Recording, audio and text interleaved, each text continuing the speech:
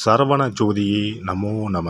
வாழ்க வையகம், வாழ்க வளமுடன். அனைத்து தமிழ் நெஞ்சங்களுக்கும் கனிவான வணக்கங்கள். நாம் இந்த பதிவில் பெயர்ச்சி அடையும் குரு பகவான் உங்கள் ராசிக்கு என்னென்ன சுப மற்றும் அசுப பலன்களை தரப்போகிறார், அதற்கான பரிகாரம் என்ன என்பதனை பற்றி விரிவாக காண்போம். உங்கள் வாழ்வில் வளமும் நலமும் செல்வ செழிப்பும் பெற எல்லாம் வல்ல இறைவனை உளமாற வேண்டி விரும்பி கேட்டுக்கொள்கிறேன். ஒருவரின் ஜாதகத்தில் எந்த கிரகம் உங்களுக்கு சாதக பலன் தருதோ இல்லையோ, ஆனால் குரு கிரகத்தின் நற்பலன்களை கொண்டவர்கள் சிறிது கஷ்டத்தை சந்தித்தாலும் வாழ்க்கையில் முன்னேறி விடுவார்கள். நவ கிரக குரு பகவான் மங்கள கிரகமாக விளங்கி வருகிறார். ஜோதிட சாஸ்திரத்தில் குரு பகவானுக்கு தேவர்களின் குரு என்ற அந்தஸ்தும் வழங்கப்பட்டுள்ளது. இவர் நல்ல பலன்களை அளிக்கும் கிரகமாக கருதப்படுகிறார். திருமணம், மகிழ்ச்சி, குழந்தைகள், நல்ல அதிர்ஷ்டம், அறிவு, கல்வி, பேச்சாற்றல், மரியாதை, நல்ல ஒழுக்கம் ஆகியவற்றுக்கு இவர் காரணியாக உள்ளார். ஒருவரது ஜாதகத்தில் குரு பகவான் நல்ல இடத்தில் இருந்தால் அவர் வாழ்வில் மிகுந்த மகிழ்ச்சியையும் செழிப்பையும் பெறுகிறார். அவர் வெற்றியின் உச்சம் தொடுவதை யாராலும் தடுக்க முடியாது. குருவின் அருள் பெற்ற நபர்களுக்கு அறிவாற்றல் மேம்பட்டு சமூகத்தில் நல்ல கௌரவமும் பெற்றிருப்பார்கள். 12 ஆண்டுகளுக்கு பிறகு குரு பகவான் ரிஷப ராசியில் பிரவேசிக்க உள்ளார். ஜோதிடத்தில் முக்கிய கிரக பெயர்ச்சிகளில் ஒன்றாக கருதப்படுவது குரு பெயர்ச்சி. இந்த ஆண்டு குரு பெயர்ச்சி 2024 மே 1ஆம் தேதி நடக்க உள்ளது.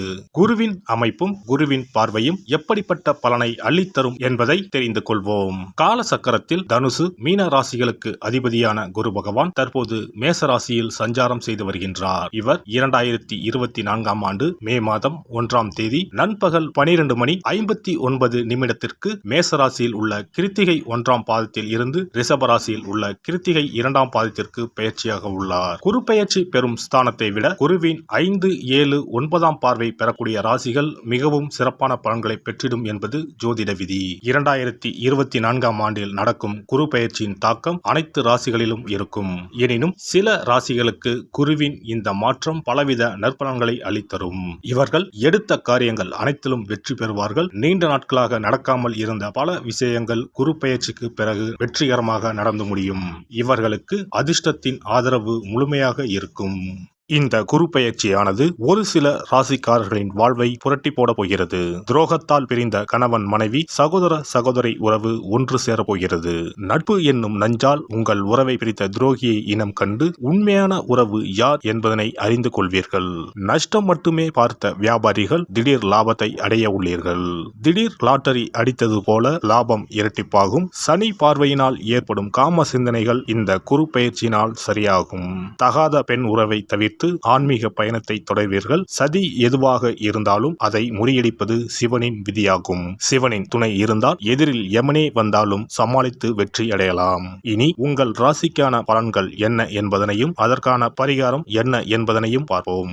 சிம்ம ராசி அன்பர்களே, உங்கள் ராசிக்கு பாக்கியஸ்தானத்தில் பயணம் செய்யும் குரு பகவான் சித்திரை மாதம் முதல் 10ஆம் பாவமான தொழில் ஸ்தானம், கர்மஸ்தானம் என்ற இடத்திற்கு இடப்பெயர்ச்சி ஆகிறார். குரு கோசாரத்தில் 10ல் வந்தால் பதவி பறிபோகும் என்று சொல்வார்கள்.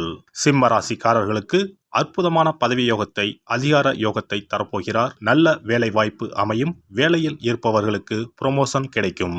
குரு பகவானின் பார்வை உங்கள் ராசிக்கு 2, 4, 6 ஆகிய ஸ்தானங்களின் மீது விழுகிறது.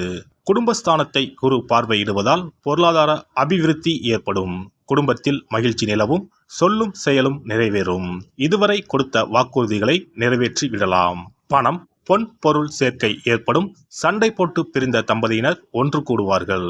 வரவேண்டிய பாக்கிகள் வசூலாகும். புதிய முயற்சிகள் கைகூடும்.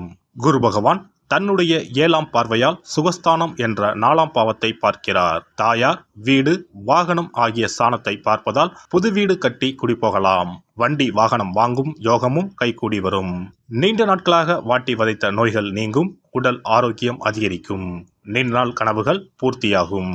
தன்னுடைய 9ஆம் பார்வையாக குரு உங்கள் ராசிக்கு 6ஆம் பாவத்தை பார்ப்பதால் எதிரிகள் நண்பர்கள் ஆவார்கள். கடன்கள், கோர்ட் வழக்குகள் முற்றிலும் அகலும். புதிய முயற்சிகள் கைகூடும். தொழிலில் அபிவிருத்தி ஏற்படும். வியாபாரம் தொழில் வளர்ச்சி பெறும். பெண்களுக்கு திடீர் கோபங்கள் உண்டாகலாம். நிதானமாக இருப்பது நல்லது. புத்தி சாதுரியத்தால் எதையும் சமாளிப்பீர்கள். அரசியல்வாதிகள் போட்டி பொறாமைகளை எதிர்கொண்டாலும் மக்களின் ஆதரவை பெற முடியும். கட்சிகளில் உள்பூசல்கள் ஏற்பட்டாலும் உங்களின் வார்த்தைகளுக்கு மதிப்பும் மரியாதையும் உயரும். நினைத்த காரியங்களை நிறைவேற்றிக் கொள்ள முடியும். எதிலும் சற்று சிந்தித்து செயல்படுவது நல்லது. கலைத்துறையினருக்கு வாய்ப்புகள் சற்று தாமதமாக கிடைத்தாலும் நல்ல வாய்ப்புகளாக அமையும். வெளியூர் வெளிநாட்டு பயணங்கள் உற்சாகத்தை ஏற்படுத்தினாலும் உடல்நல குறைவுகளையும் உண்டாக்கும்.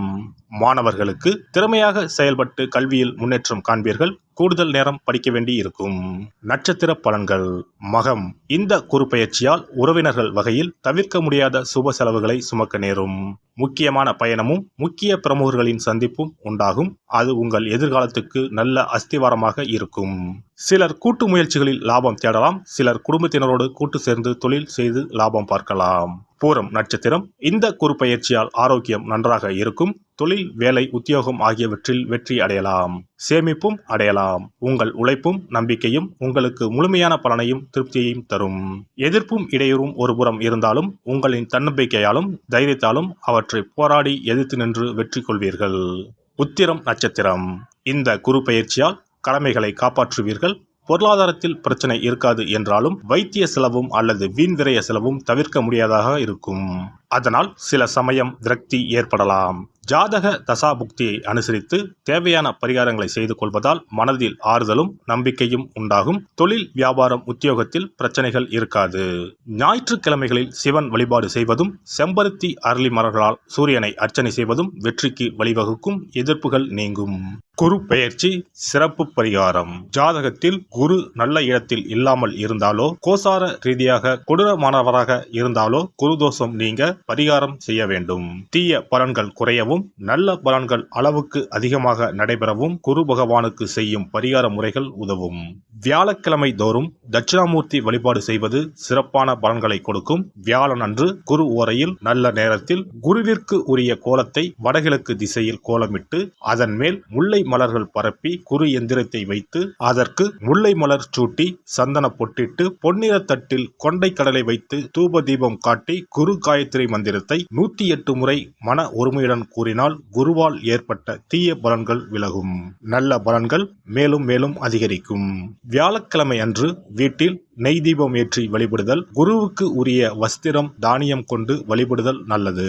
வியாழன் அன்று குரு பகவானுக்கு சிறப்பு அபிஷேகம் செய்து மஞ்சள் நிற ஆடை அணிவித்து புஷ்பராகம் வெண் முல்லை மலர்களால் அலங்கரித்து குருவுக்கு உரிய மூல மந்திரத்தினை ஓதி வணங்கி வர குரு கிரக தோஷம் நீங்கும்.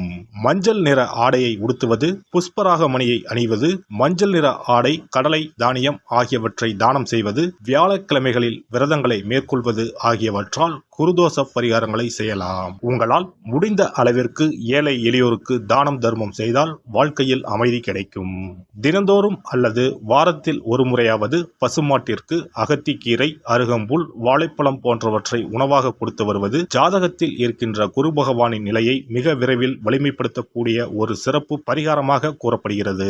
ஜாதகத்தில் குரு வலிமை இழந்திருக்கும் நிலையில் வியாழக்கிழமைகளில் அவருக்கு உரிய மஞ்சள் நிறத்தில் இருக்கும் லட்டுகளை வாங்கி தட்சிணாமூர்த்திக்கு நைவேத்தியம் செய்து கோவிலுக்கு வரும் பக்தர்களுக்கு வழங்குவதும் மங்களகரமான மஞ்சள் நிற பொருட்களை பிறருக்கு தானம் கொடுப்பதும் சிறந்த பரிகாரங்களாகும். குரு பகவானின் பரிபூர்ணமான அருள் கிடைக்க கோவில்களில் நடைபெறும் யாக பூஜைகளுக்கு தேவையான பொருட்களை வாங்கி தரலாம். ஒரு முறையாவது ஆலங்குடி சென்று குரு பகவானை வழிபாடு செய்து வாருங்கள். அல்லது தஞ்சாவூர் அருகே இருக்கக்கூடிய திட்டைக்கு சென்று ராஜகுருவாக இருக்கும் குரு பகவானை வணங்கினால் மலையளவு இருக்கக்கூடிய கஷ்டங்கள் கூட கடுகளவு குறையும். குலதெய்வ வழிபாடு நன்மை பயக்கும்.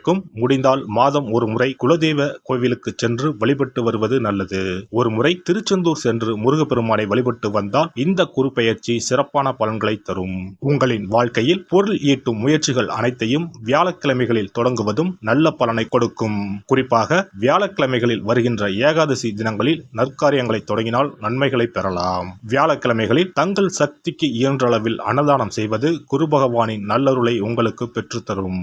அன்னதானம் செய்வதன் காரணமாக உங்கள் ஜாதகத்தில் இருக்கின்ற குரு கிரக தோஷங்கள் நீங்கி குரு கிரகத்தை பலப்படுத்தி உங்கள் வாழ்க்கையில் நீங்கள் விரும்பிய பலன்கள் தங்க தடையில்லாமல் கிடைக்கச் செய்யும். எல்லாம் வல்ல இறையருளால் நீங்களும் உங்கள் அன்பு குடும்பமும் உடல் நலம், நீளாயுள், நிறை செல்வம், உயர் புகழ், மெய்ஞானம் ஓங்கி வாழ்க வளமுடன். இந்த வீடியோ பதிவு உங்களுக்கு பிடித்திருந்தால் லைக் பண்ணுங்க, கமெண்ட் பண்ணுங்க, ஷேர் பண்ணுங்க, மறக்காம சப்ஸ்கிரைப் பண்ணுங்க, பக்கத்துல இருக்கிற பெல் பட்டனை கிளிக் பண்ணுங்க. நன்றி, வணக்கம். ஓம் நமச்சிவாய, சிவாய நம.